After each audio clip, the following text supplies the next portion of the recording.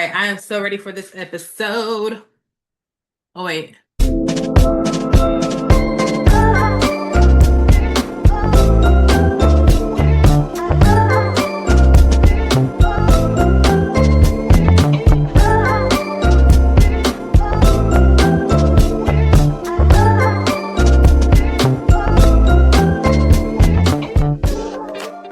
Ooh, No, you next. didn't keep it up. So like I usually I need to like to record on my laptop Mhm. and not my phone. So with that being said, what is it? Notes. Oh, okay. We got note taking on here. Period. Yeah, it pops up every time, and I'm like, okay, I don't want you to take Yeah, notes. it don't pop up. I've never seen that ever. Okay. Next time we do an episode, I'll have a desk. Oh Because I shit. ordered one, and it comes tomorrow. Oh, Oh so happy. And I shit, brought a shit, TV from shit. the Goodwill. Bitch, I'm so mad. I'm so You bought a happy. TV from the go. Oh, it was a decent It was $20. It was exactly what I needed. They had a 65, like it was like a 40, 55-inch TV for $20, but I really just needed something very small and simple. So I got it for 15 bucks and it works. one? Period. Period. So Mhm. I could live at the thrift store, y'all. I love it so much. I love a good thrift store. I'm not gonna hold I you. was so beyond happy with my thrift store. And there's a bunch in my neighborhood. So I'm definitely gonna have to check them out because I was like, oh, I'm actually pleasantly surprised at what's in here. Mm-hmm. Mm-hmm. All right, there. We are doing a very, very, very, very special Juneteenth episode. So I'm very excited. So, Lovella, the episode, the shirt and everything. So Fuck, I am very fuck happy, white supremacy. truly. Happy Juneteenth, y'all. Happy I just Juneteenth. had a piece of fried ass chicken with some hot sauce. This kind. This kind. Sponsor the chat. Sponsor Oh, the chat. yes. The original Sponsor Frank the chat. hot sauce. You will.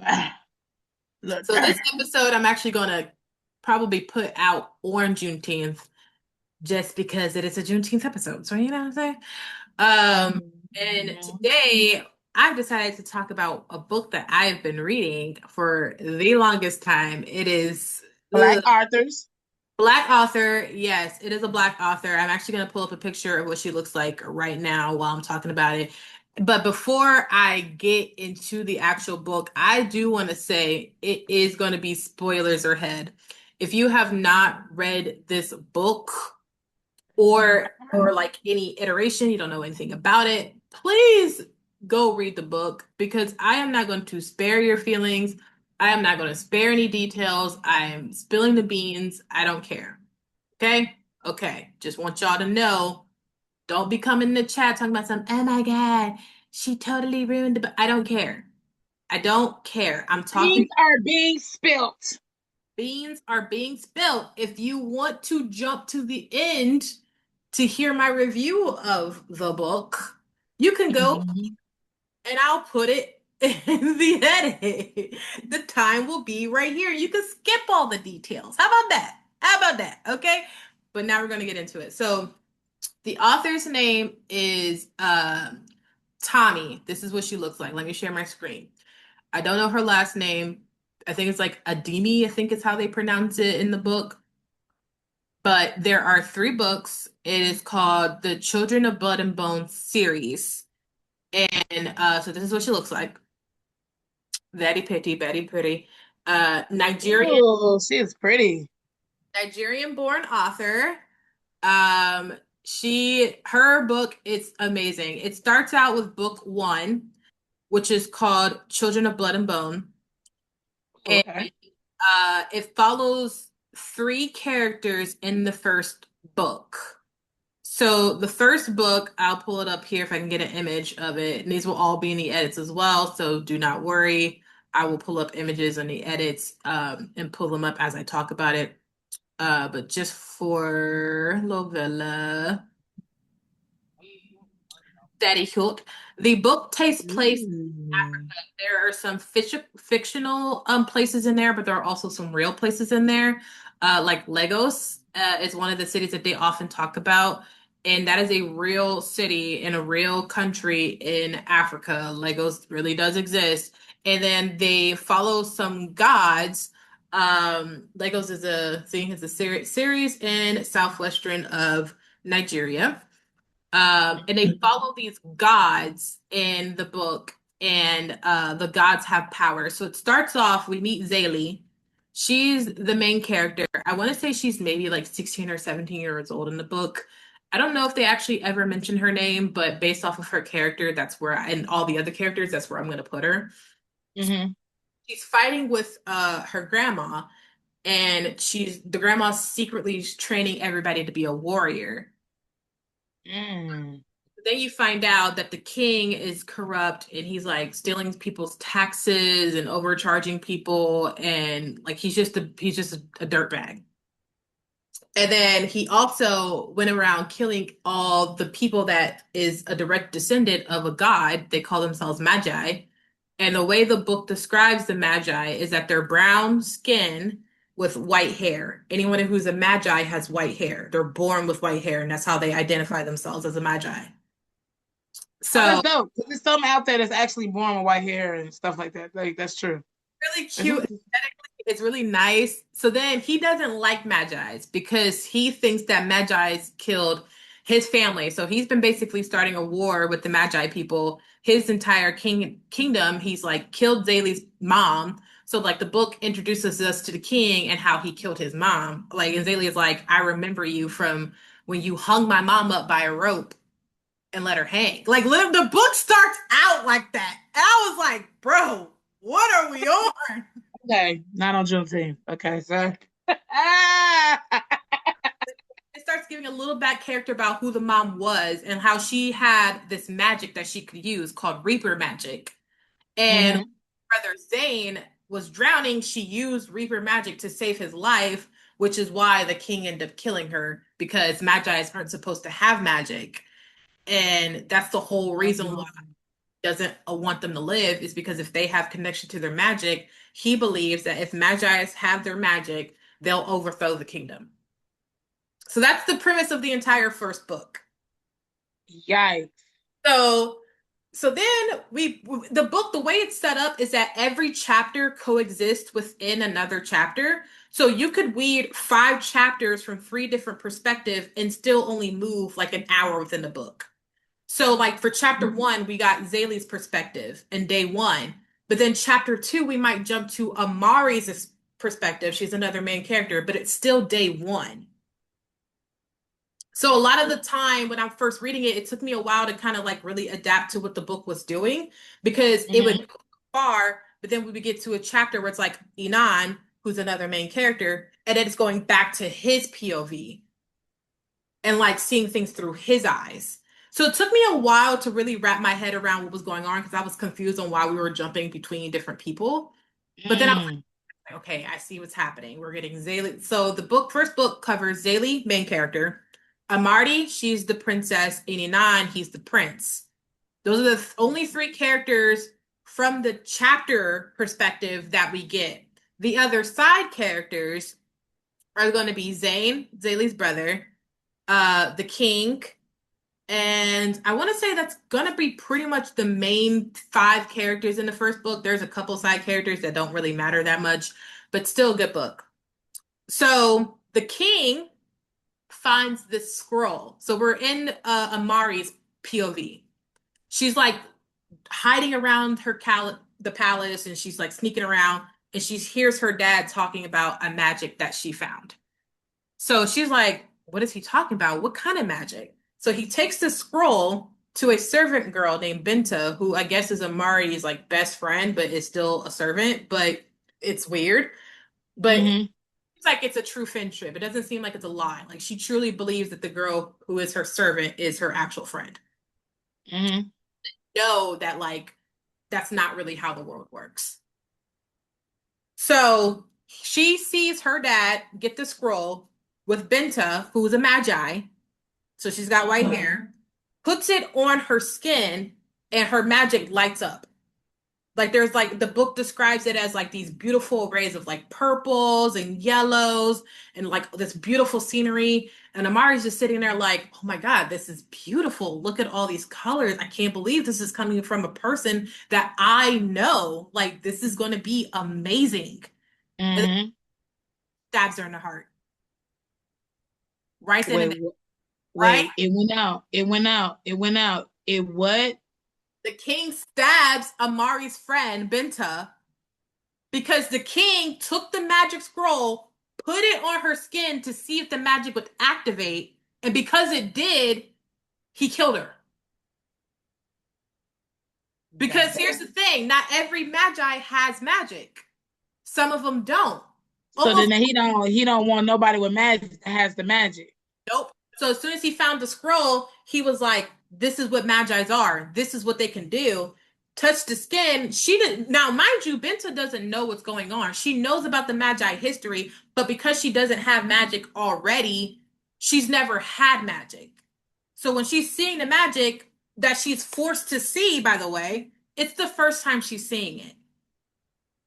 And then you got Mari standing in the background looking like, oh my God, this is amazing. And she sees her dad kill her best friend. So then It's too much. I was like, so then Amari takes the scroll and she runs away. She's like, if this is what my dad wants to destroy, if he's going to go around to all the magi, forcing them to see magic just to kill him, I don't want no part of this. So she takes Period. the scroll Period. and she leaves. She runs away. She ends up running into Zelie. Freak accident, by the way. Zalie's not looking for her. She's not looking for Zelie. All Amari knows is that if she is caught by the king's guard, she'll die. Her dad does not give a fuck that she's a princess. He'll kill her because Mm. he stole the scroll. Like she was like, "Fuck you, dad. I'm taking the scroll." So then Amari's like, or Zalie's like, "I don't know why I feel like I need to do this, but I do." So Zelie starts protecting Amari and they start working together. And then she meets Zane, who somehow is also part magi. They don't really explain it. They call him in this. We don't find it with the term for it until the second book. They call it Titans in the second book. But he just has a slight streak of white, not fully white like a magi, but there's just a single streak. No one Mm. doesn't explain how he gets the streak. They think maybe it's because he touched a scroll at some point and that awakened his magic as well. Ah, okay. Because plot twist, Inan, the prince, also has magic. Oh, so he just so it's giving the king is a hater The king is a hater, but wait. because he ain't got no manners. But here's the when I tell you this book was stressing me the fuck out, it was stressing me out. Even hater. So we end up so Amari takes the scroll. She gives it to Zelie. As soon as Zelie touches it, her magic awakens. She finds out that she has Reaper magic. Not a lot, but definitely enough to keep her, like, give her what she needs. Her power allows her to take souls that are lost and help them pass over, but also use the souls to help her get stronger. Mm. So we see a little bit of that in the first book. Like there's a part where she gets captured and they're looking for a blood moon so she can basically give magic back to all of the magi. So that's the plot of the whole book is that they're taking the scroll to this place and they're going to perform a ritual and it's going to bring magic across the entire land. Everyone who's a magi or a descendant of a magi will have magic if they have the ability to, basically. Mm. And her grandma, who's a seer, that's another type of magic, they can see the distant future and in some cases, infinite future. The stronger your power is as a seer, the more clear your visions are. So the Mm-hmm. grandma's like, I can see you guys on this mountain. You, Zane, and Amarty on this mountain. You guys need to go to this mountain, bring magic back. So they do. They get in some side quest characters, and then Inan, his power is called connector magic. So he Mm-hmm. has the power to like see into people's minds a little bit or see their lives. Like if he can like really think about it, he can see like people's emotions and like what they're feeling. But it's strongest with Zelie. And like apparently he starts tracking her down with his magic. Like even though he doesn't want to use it, he's like the only way I'm going to be able to kill this girl because Inan wants to kill her is if I use my magic. No one can know that I have the white streak. No one can know I have this magic. So he starts using the magic, and to him, he follows her by her scent. Her soul smells like the sea, like the sea ocean. So he starts every time she's nearby, he gets a whiff of like the sea, and he knows that she's been near. He Holy shit. he also has this thing to where he can connect in what they call a dreamscape, which is basically Hmm. like them. They're not really asleep. They don't have to be asleep, but they are in their minds. And sometimes he'll visit her in the dreamscape and like they'll like have like this like weird love-hate relationship in the dreamscape. And she's always like taunting him like, "Oh, you're little prince, you're little prince, you're little prince." She's like, "And if you come near me, you won't catch these hands." Period. You over here trying to kill me. I just got my magic and I'm a reaper like my mom. Bet money. Bet money. So Oh my God. they get to this cave after all these side quests. They get to this cave. They perform the ritual to bring magic back to the land. They kill the king because the king tried to kill Inan once he found out that Iman had magic. The king straight up did not care. The king was like, wait a minute. Everybody gotta go. He was like, wait a minute, you have magic? He was like, wait a minute, we were at that cave and no one could understand why my guard, the royal guard, died. You said it was Zelie. You said that Zelie killed my royal guard, but it was you. She was nowhere near here. You killed her because she found out that you had magic, which is true. So she saw him using magic. She saw him trying to track Zelie, and she's like, something's not right. Something's not adding up. You've been weird. You've been distant. You've been shaky. You've been shady. And now I caught you. And she was so afraid that she was like, oh my God, I'm going to kill you. But he kills her first. Yeah. So then, Yeah. in the middle of this, by the way, and this is in the first book, they come across a village of hidden magi. And they're like falling in love or something. It's weird. Like it is strange. Very, but that might have been in the second book. I don't know. But basically the end of the first book, they bring magic back to everyone. Anyone Hmm. who has any type of magic in their blood, whether they've used it before or not, it'll just automatically awaken. Now the king is dead because Amari killed him. Inan is wounded but not dead. And Zelie now has the power of what they call the Sunstone. Mm. So then we get to book two. Book two, they're still at odds with each other, but now Imari now also has magic. Mm. Just like her brother, she's got connector magic. But for some reason, when she tries to use her magic, it is painful.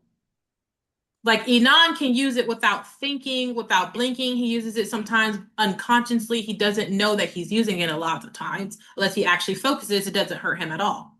But for Hmm. Amari, when she tries to use it, it like burns. So they're like, maybe you shouldn't try to use this because like there's one point where it says that her hands just get covered with like blisters, basically, because she's trying to use this magic. And then Zaylee's like disgusted. It's this. She's disgusted that Amari has magic. She's like, I should have known that there was a plot twist to bringing back magic. I should have known that at the end of the day, because we all come from the same ancestors, I should have known that the magic would spread to everyone who had magic, Hmm. which includes Hmm. the royal family.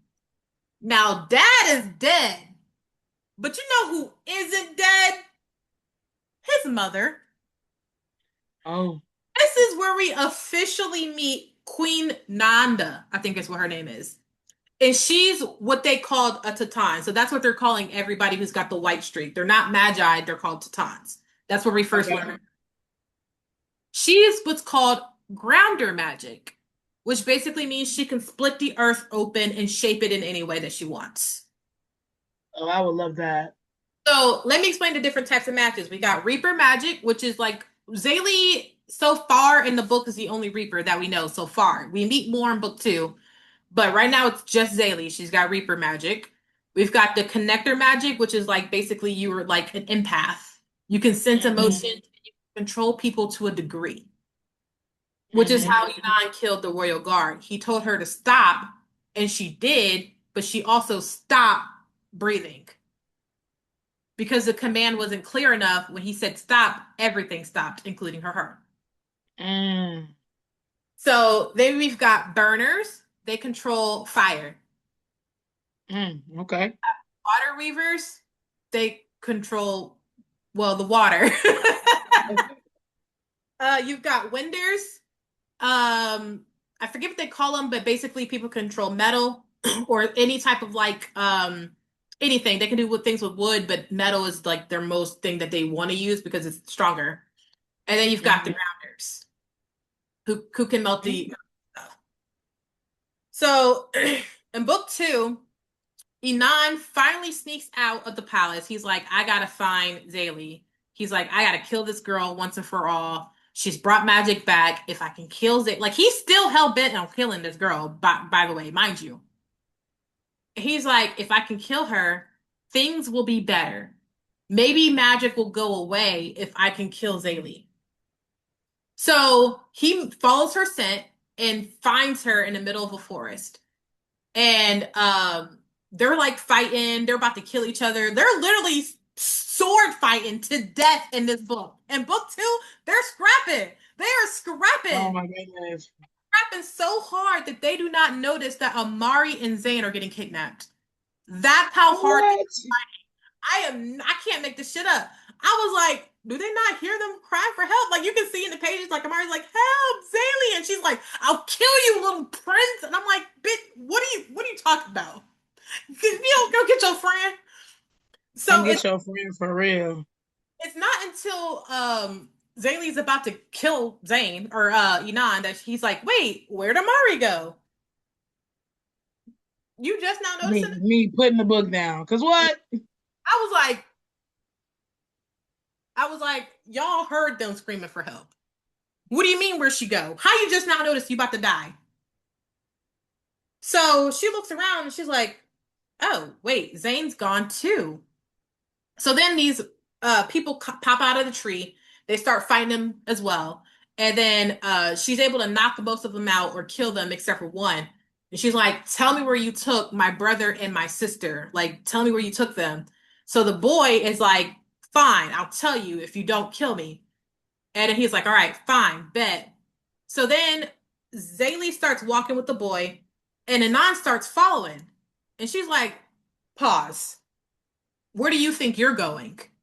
He's like, well, I'm following you. My sister's back there. And she's like, hell no. He's like, please, Hmm. right now we don't know who these people are.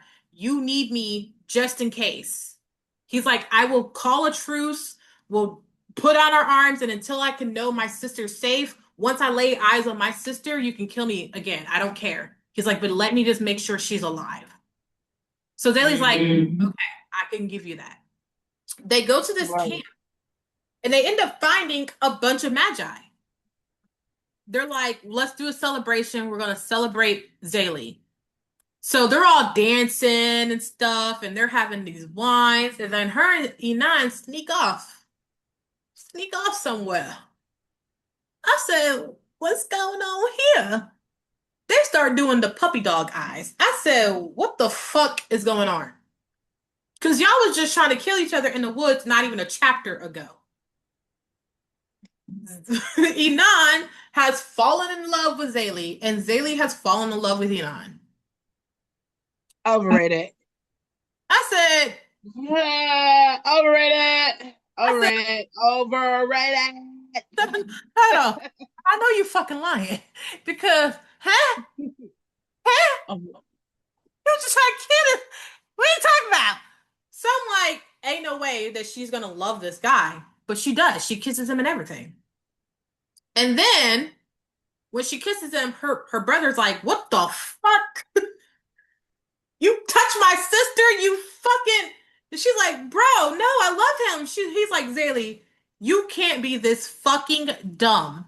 Literally what he said. He goes, "You can't be this stupid. He just tried to kill you." Facts.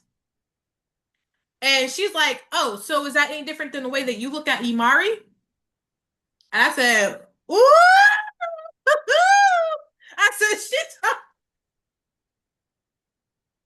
I was like, "She told you." But also it's different because Imari actually was gonna risk her life and Enon's a piece of shit. So they get on the terms to where they decide, okay, I don't trust Enon, but at least I won't fight him because he's not trying to fight us. right. Then you Okay. hear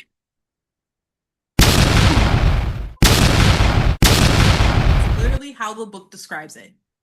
The town that they've been in, recovering for the past only like 2 to 3 days, is under attack. Oh Now, shit. how in the world would they get under attack? Gee, I wonder. Enon, when he snuck out of the castle, he told his trusted advisor. The trusted advisor told the queen, and they Okay. followed him there. They followed him to the Magi camp because the Magi have been like striking the kingdom, trying to block roads, block food, all this good stuff, whatever. And then Mhm. Enon gets a bunch of people killed, just a bunch of people killed, and he gets Zelie kidnapped. There's one part of the book in book one where the king kidnaps her and he carves the word maggot on her back with a rusty Maggot? knife. It's made out of magicite, which is like poison to them. So he has a magicite knife that he carves in her back. And you know what she does? She goes into the dreamscape and has sex with Enon in the dreamscape to forget that she's getting carved up by his dad. That's literally a chapter in the book. Okay, it says we got 10 minutes. I'm not even close to being done.